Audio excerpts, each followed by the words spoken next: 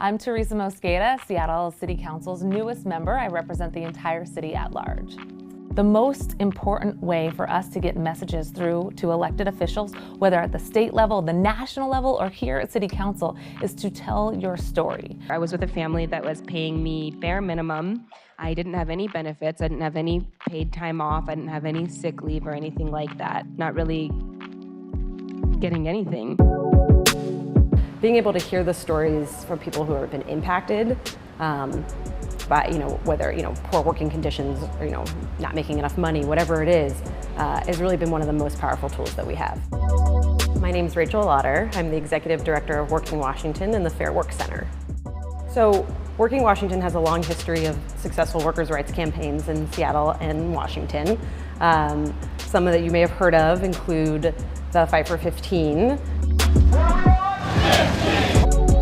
Sort of using new media to get our message across. But if you're an individual citizen, I always think being concise, being clear, being respectful of the electeds and the various power brokers is always going to be the most effective way to get your message across. Do your research, build your relationships, build your coalitions. Can you agree with that? We would definitely rely on sort of the tradition of fun and interesting and creative actions. So a good example is when Councilmember Mosqueda introduced the Domestic Workers Bill of Rights. Before it, we held a press conference where we built these and painted these doors in paper and had domestic workers run through the doors and rip the paper and sort of break down the doors. As nannies, as house cleaners, as caretakers, the work of domestic workers makes this city work. Many of the protections that we've put into place for most workers, like workers' compensation, disability insurance, health insurance, are not being realized by some of our most vulnerable workers. That, to me, called out the injustice of our current system. Being strategic about how you set up a meeting with somebody, sometimes it requires getting introduced to a staff member in order to set up a meeting, but getting on somebody's calendar and sitting down and saying, we'd really like you to consider introducing this bill.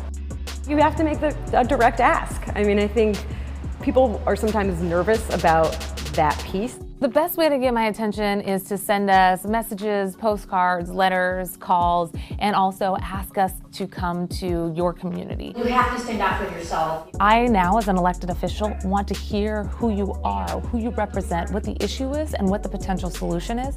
But I also want to be able to talk about where I'm coming from, and you as an advocate then can hear where there might be common ground, if there's questions or concerns, what those issues are, so that you can leave the room and then better organized to come back and address those issues. Think about a sort of long game of how you build more and more grassroots support, more and more people getting behind it, so that in some ways it almost feels inevitable, right? That you can come back to the power broker or the legislator in a few months and say, this is what people want, and this is the way of the future, so you should get behind it.